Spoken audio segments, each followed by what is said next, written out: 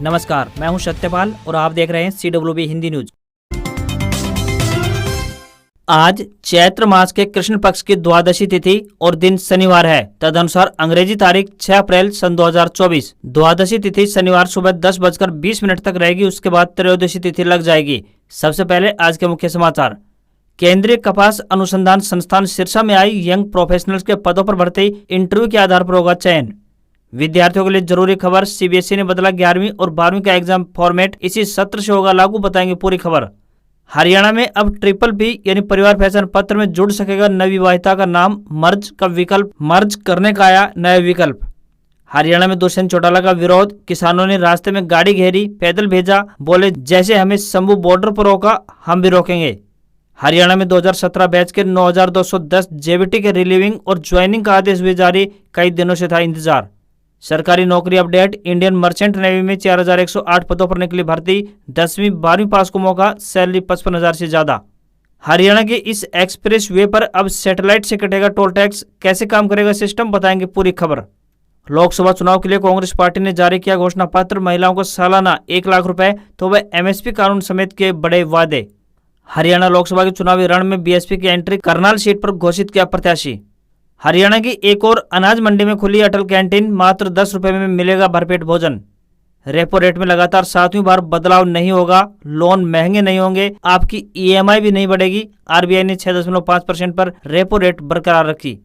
Sunrisers Hyderabad ने Indian premiere league 2024 में home ground पर सीजन के 18वें मैच में चेन्नई सुपर किंग्स को 6 विकेट से हराया। और NCERT ने 11वीं और 12वीं का सिलेबस बदला, बाबरी मस्जिद, हिंदुत्व और गुजरात दंगों से जुड़े चैप्टर हटाए, POK के जिक्र में भी संशोधन किया। और अब खबरें विस्तार से।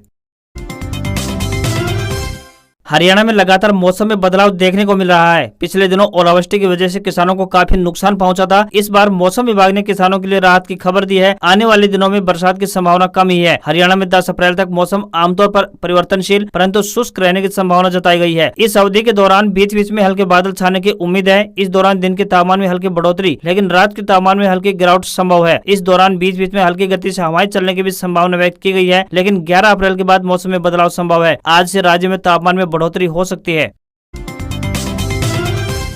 केंद्रीय कपास अनुसंधान संस्थान सिरसा द्वारा यंग प्रोफेशनल के पदों पर भर्ती के लिए आवेदन मांगे गए हैं। जो भी उम्मीदवार इन पदों के लिए इच्छुक है वे अपने आवेदन ऑनलाइन माध्यम से अप्लाई कर सकते हैं। आपको बता दें कि यह भर्तियां कॉन्ट्रैक्ट आधार पर की जाएंगी। जो भी उम्मीदवार इन पदों के लिए इच्छुक हैं वे सीधे इंटरव्यू के लिए जा सकते हैं। इंटरव्यू की तारीख की बात करें तो 15 अप्रैल 2024 सुबह 9 बजे रखी गई है। इन पदों पर आवेदन भेजने वाले उम्मीदवार स्नातक पास होने चाहिए। इन पदों के लिए उम्मीदवारों को कोई भी आवेदन शुल्क नहीं देना होगा। न्यूनतम आयु 18 वर्ष और अधिकतम आयु 42 वर्ष तय की गई है। उम्मीदवारों को सीधा इंटरव्यू के लिए जाना होगा। उम्मीदवारों से विनम्र निवेदन है कि भर्ती के लिए आवेदन करने से पहले आधिकारिक विज्ञापन अवश्य देख लें। केंद्रीय माध्यमिक शिक्षा बोर्ड यानी CBSE ने 2024-25 सेशन के लिए कक्षा 11वीं और 12वीं के लिए एग्जाम के पैटर्न में बदलाव किया है। बोर्ड ने घोषणा की है कि अब 11वीं और 12वीं की परीक्षा में एप्टीट्यूड बेस्ड सवाल पूछे जाएंगे। इसका मतलब है कि छात्रों को एग्जाम में सिचुएशन क्वेश्चंस के जवाब देने होंगे। इसके अलावा शॉर्ट और लॉन्ग आंसर क्वेश्चंस की गिनती भी कम की जाएगी। CBSE ने स्पष्ट किया है कि कक्षा 11वीं और 12वीं के लिए महत्वपूर्ण बदलाव किए जाएंगे, जबकि कक्षा 9वीं और 10वीं के परीक्षा पैटर्न में कोई बदलाव नहीं होगा। नए बदलाव के अनुसार बात करें तो एग्जाम में शॉर्ट और लॉन्ग आंसर क्वेश्चन कम किए जाएंगे, क्योंकि इनमें छात्रों को रटकर जवाब देना होता है। इनकी जगह सिचुएशनल सवाल पूछे जाएंगे, जिससे कि बच्चों की डिसीजन मेकिंग स्किल परखी जा सके। इसके साथ ही सिलेबस बेस्ड MCQ 40% से बढ़ाकर 50% कर दिए जाएंगे। शॉर्ट आंसर क्वेश्चन की संख्या भी 40% से घटाकर 30% की जाएगी। पेपर में 50% सवाल प्रैक्टिकल नॉलेज को टेस्ट करने पर फोकस आधारित होंगे। इस बारे में CBSE के शिक्षा निदेशक जोसेफ इमैनुअल ने कहा है कि यह बदलाव 21वीं सदी की चुनौतियों का सामना करने के लिए छात्रों में एनालिटिकल, क्रिटिकल और डिसीजन मेकिंग स्किल विकसित करना जरूरी है। बोर्ड का कहना है कि इसे छात्रों की सोचने की क्षमता विकसित करने पर फोकस किया जाएगा। हरियाणा के नारनौल क्षेत्र के गांव नाडा में शुक्रवार को अपने कार्यकर्ताओं से मिलने पहुंचे पूर्व उप मुख्यमंत्री दुष्यंत चौटाला का किसानों ने विरोध किया। इस दौरान उन्हें काले झंडे दिखाए गए। साथ ही कुछ स्थानीय युवाओं की चौटाला के साथ सीधी बहस भी हुई। बहस के बाद किसान भड़क गए थे। उनका कहना था कि दुष्यंत ने उनसे कहा है कि उन्हें राजनीति न सिखाएं। इसके बाद किसानों ने चौटाला को गाँव से बाहर गाड़ी खड़ी कर पैदल जाने पर मजबूर कर दिया। किसानों के विरोध के चलते चौटाला को एक कार्यकर्ता की गाड़ी में गाँव तक ले जाया गया। स्थानीय किसानों ने कहा कि जैसे उनकी सरकार ने किसानों को ट्रैक्टर से दिल्ली जाने से रोका है, है, वैसे ही वे नेताओं को गाड़ियों को गाँव में नहीं घुसने देंगे। उनमें से एक युवा किसान नेता दीपक ने बताया कि दुष्यंत ने उनके साथ बदतमीजी की। दुष्यंत ने कहा कि तुम मेरे सामने राजनीति करोगे, नेता बनोगे। कार्यक्रम को लेकर भी किसानों में काफी आक्रोश दिखाई दिया। किसानों का कहना है कि जो राजनीतिक दल किसानों का समर्थन नहीं करेंगे वे उन्हें वोट की चोट से जवाब देंगे। आज ये विरोध प्रदर्शन नाडा गांव में किया गया है। धीरे धीरे ये विरोध गांव गांव तक पहुंच जाएगा और हर गांव में किसान विरोध प्रदर्शन करने के साथ अपनी मांगों का जवाब मांगेंगे।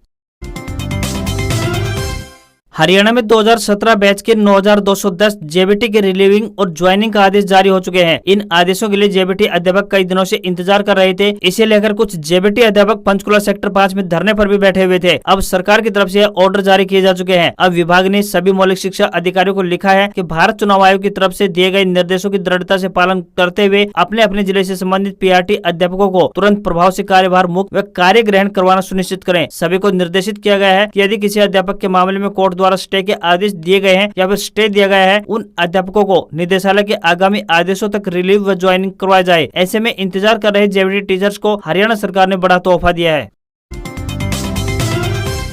देश के सबसे छोटे और हाईटेक द्वारका एक्सप्रेसवे पर अब सैटेलाइट के जरिए टोल टैक्स कटेगा। यह देश का पहला ऐसा एक्सप्रेसवे होगा जिस पर इस सिस्टम के जरिए टोल टैक्स वसूला जाएगा। ऐसे में अब सैटेलाइट से टोल वसूली के मामले में भी देश का पहला एक्सप्रेसवे बन जाएगा। इस सिस्टम में वाहनों को टोल प्लाजा पर ब्रेक लगाने की कोई आवश्यकता नहीं होगी। एक्सप्रेसवे पर सफर के दौरान ही अपने आप वाहन चालक के अकाउंट से टोल टैक्स कट जाएगा। खास बात यह होगी कि जितनी दूरी की यात्रा की जाएगी प्रति किलोमीटर की दर से तय उतने में ही किलोमीटर का टोल कटेगा। इसके लिए द्वारका एक्सप्रेसवे के एंट्री व एग्जिट पॉइंट पर ऑटोमेटिक नंबर प्लेट रीडर कैमरे लगाए गए हैं। जैसे ही कोई वाहन चालक एक्सप्रेसवे पर प्रवेश करेगा तो उसका गाड़ी नंबर और गाड़ी का प्रकार NHAI के मॉडर्न इंटेलिजेंस सिस्टम में फीड हो जाएगा। प्रवेश के बाद जब वाहन एक्सप्रेसवे पर अपनी यात्रा पूरी कर निकलेगा तो वह लोकेशन भी इंटेलिजेंस सिस्टम में दर्ज हो जाएगी। जैसे ही एक्सप्रेसवे पर यात्रा पूरी होगी किलोमीटर के हिसाब से टोल कट जाएगा। वाहन चालकों को मोबाइल पर बाकायदा टोल की राशि कितने किलोमीटर की यात्रा की है इसका भी SMS प्राप्त होगा। इसके लिए ऑफशोर बैंकिंग यूनिट यानी OBU के साथ डिजिटल वॉलेट लिंक किया जाएगा और इस वॉलेट के जरिए पैसा कटेगा। OBU एक बैंक सेल शाखा है जो कि व्यक्तिगत और व्यावसायिक लेन देन के लिए इस्तेमाल होती है।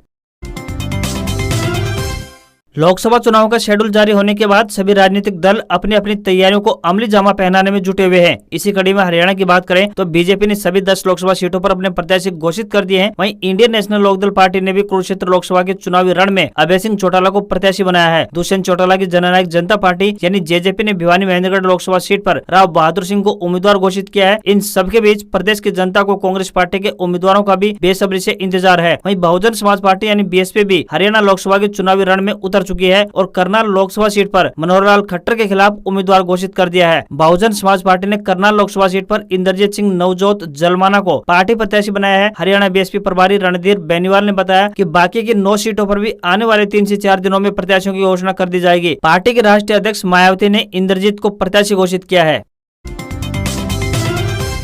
हरियाणा में किसान, मजदूर और गरीब तबके के लोगों के लिए एक अच्छी खबर सामने आई है। बता दें कि पूर्व की मनोहर सरकार द्वारा सूबे की अनाज मंडियों में अटल कैंटीन खोलने की योजना संचालित की गई थी। इसके तहत मंडियों में काम करने वाले मजदूरों या फिर फसल लेकर पहुंचने वाले किसानों के लिए मात्र 10 रुपए में भरपेट भोजन की व्यवस्था उपलब्ध करवाई गई थी। इसी कड़ी में अब पानीपत जिले की समालका स्थित नई अनाज मंडी में अटल कैंटीन की शुरुआत हो गई है, जहाँ पर मात्र 10 रुपए में भरपेट भोजन कर सकेंगे। पहले यह कैंटीन सिर्फ धान और गेहूँ के सीजन में चलती थी, लेकिन अब इसे पूरे साल संचालित करने की अनुमति मिल गई है। अटल कैंटीन की संचालिका मुकेश ने बताया कि यह मात्र 10 रुपए में भरपेट भोजन की सुविधा उपलब्ध करवाई जा रही है। एक थाली में आपको 4 रोटियां, 2 सब्जी, चावल और साथ में सलाद भी दिया जाता है। यदि किसी का और खाने का मन है तो दोबारा मांग सकता है।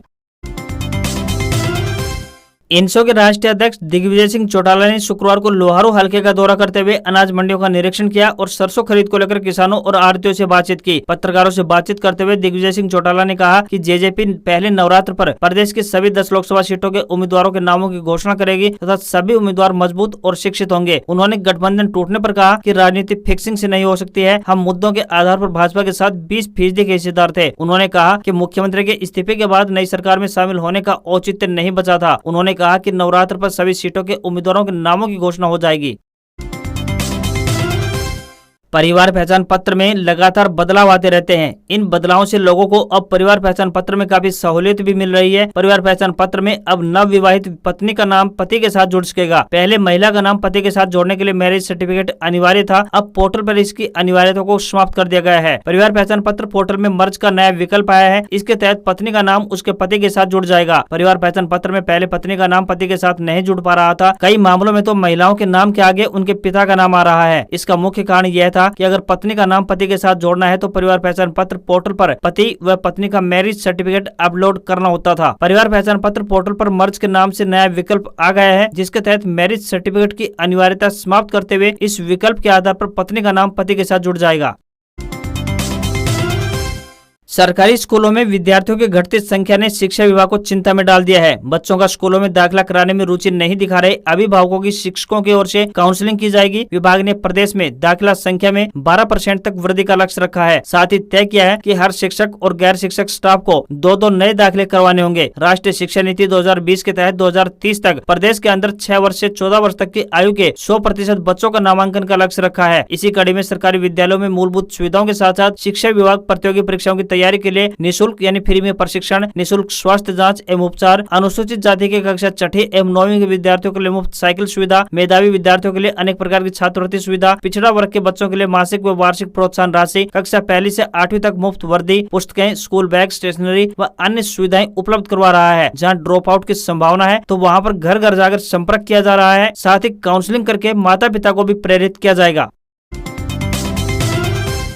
इंडियन मर्चेंट नेवी ने भर्ती नोटिफिकेशन जारी कर आवेदन प्रक्रिया शुरू की है। उम्मीदवार ऑफिशियल वेबसाइट पर जाकर आवेदन कर सकते हैं। एजुकेशनल क्वालिफिकेशन की बात करें तो किसी भी मान्यता प्राप्त बोर्ड या संस्थान से 10वीं और 12वीं पास होनी चाहिए। आयु सीमा उम्मीदवारों की न्यूनतम आयु 17.5 वर्ष और अधिकतम आयु सीमा 27 वर्ष तय की गई है। अनुसूचित जाति और अनुसूचित जनजाति के उम्मीदवारों को सरकारी नियमों के अनुसार आयु में छूट दी जाएगी। वहीं सैलरी की बात करें तो 35,000 रूपए से लेकर 55,000 रूपए सैलरी प्रति माह तय की गई है। लोकसभा चुनाव 2024 के लिए कांग्रेस पार्टी ने अपना 48 पेज का घोषणा पत्र जारी कर दिया है। नई दिल्ली स्थित कांग्रेस मुख्यालय में सोनिया गांधी, राहुल गांधी व खड़गे और चुनाव प्रचार समिति अध्यक्ष पी चिदम्बरम ने 5 न्याय पत्र और 25 गारंटी की घोषणा की है। कांग्रेस ने अपने मैनिफेस्टो में युवा, महिला, मजदूर और किसान पर फोकस करते हुए सभी वर्गों के लिए अलग अलग तरह की स्कीम्स का वायदा किया है। 4 बड़ी घोषणाओं की बात करें तो 1 नेशन 1 इलेक्शन का विरोध किया है। लोकसभा और विधानसभा चुनाव तय समय पर ही करवाएंगे। मतदान ईवीएम के जरिए होंगे, लेकिन वीवीपैट की पर्ची से मिलान किया जाएगा। वहीं 10वीं अनुसूची में संशोधन का वायदा किया है। इसके तहत दल बदल करने पर विधानसभा या संसद की सदस्यता खुद समाप्त हो जाएगी। पुलिस और केंद्रीय एजेंसियां सख्ती से कानून के अनुसार काम करेंगी। हर मामले को संसद या फिर राज्य विधानमंडलों की निगरानी में लाया जाएगा। वहीं किसानों की 5 गारंटी की बात करें तो एमएसपी को स्वामीनाथन आयोग के फार्मूले के तहत कानूनी दर्जा देने की गारंटी ली गई है। साथ ही किसानों के ऋण माफ करने और ऋण माफी की राशि निर्धारित करने के लिए एक स्थायी कृषि ऋण माफी आयोग बनाने की भी गारंटी दी गई है। बीमा योजना में परिवर्तन कर फसल का नुकसान होने पर 30 दिनों के भीतर सीधे बैंक खाते में भुगतान सुनिश्चित करने की गारंटी दी गई है। किसानों के हित को आगे रखते हुए एक नई आयात निर्यात नीति बनाने की भी गारंटी है। कृषि सामग्री से जीएसटी हटाकर किसानों को जीएसटी मुक्त बनाने की भी गारंटी घोषणा पत्र में जारी की गई है। कांग्रेस के घोषणा पत्र में महिलाओं के लिए भी योजनाओं की गारंटी दी गई है। महालक्ष्मी गारंटी की बात करें तो इसके तहत सभी गरीब परिवार की एक महिला को सालाना 1 लाख रुपए की सहायता दी जाएगी। शक्ति का सम्मान के तहत इस योजना के तहत आंगनवाड़ी, आशा और मिड डे मील वर्कर्स के मासिक वेतन में केंद्र सरकार का योगदान 2 गुना होगा। वहीं सावित्रीबाई फुले हॉस्टल में सभी जिला मुख्यालयों में कामकाजी महिलाओं के लिए कम से कम एक हॉस्टल बनाएंगे और पूरे देश में इन हॉस्टल की संख्या 2 गुनी की जाएगी। वहीं वरिष्ठ नागरिकों, विधवाओं और दिव्यांगों के लिए पेंशन में केंद्र सरकार का योगदान महज 200 से 500 रूपए प्रति महीने है, जबकि कांग्रेस पेंशन की इस राशि को बढ़ाकर न्यूनतम 1,000 रूपए प्रति माह करेगी। केंद्र की नौकरियों में महिलाओं के लिए 50% आरक्षण करेगी। इंटरनेट के मनमाने और अंधाधुंध निलंबन को समाप्त करने का कांग्रेस पार्टी ने वायदा किया है। साथ ही न्यूनतम मजदूरी 400 रूपए का वादा कांग्रेस पार्टी ने किया है। साथ ही कांग्रेस शिक्षा व नौकरियों में आर्थिक रूप से कमजोर वर्ग यानी ईडब्ल्यूएस को मिलने वाले 10% आरक्षण को बिना किसी भेदभाव के सभी जाति और समुदाय के लोगों के लिए लागू कराएगी। भारतीय शेयर बाजार में मामूली बढ़त देखने को मिली है। सेंसेक्स 20 अंक की बढ़त के साथ 74,248 के स्तर पर क्लोज हुआ। वहीं निफ्टी में भी कोई बढ़त या फिर गिरावट नहीं रही। यह फ्लैट 22,513 के स्तर पर बंद हुआ। सेंसेक्स के 30 शेयरों में से 17 में गिरावट और 13 में तेजी देखने को मिली। साथ ही देश में सोने और चांदी की कीमत रिकॉर्ड हाई पर पहुंचने के बाद इनकी कीमतों में काफी कमी आई है। 24 कैरेट सोने की कीमत 230 रूपए घटकर 69,670 रूपए प्रति 10 ग्राम के स्तर पर पहुंच गई है, जबकि 22 कैरेट सोने की कीमत घटकर 63,820 रूपए प्रति 10 ग्राम पहुंच गई है। वहीं चांदी चांदी की कीमतों में 100 रुपए प्रति किलोग्राम की गिरावट आई है और 79,200 रुपए प्रति किलोग्राम पहुंच गई है। वहीं $1 का रेट 83 रुपए 30 पैसे के स्तर पर पहुंच गया है। आज खबरों में बस इतना ही। देखते रहिए आपका अपना हरियाणा का सबसे बेहतरीन news channel CWB Hindi news. नमस्कार। इसी आशा के साथ आपका दिन शुभ रहे।